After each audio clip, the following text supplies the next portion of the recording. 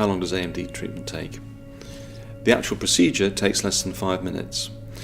The number of injections that are required usually consists of a course of 3 injections at monthly intervals, and then there are differing protocols depending on the response to that treatment. So a very common protocol is to have an injection every 2 months for the following 6 months of the year. The injection treatments for macular degeneration consist of an initial course of 3 injections at monthly intervals, followed by 2 monthly injections for the rest of the year. There are varying protocols, and some require observation and injections if the macular degeneration is active. Some protocols continue with injections for 2 to 3 years.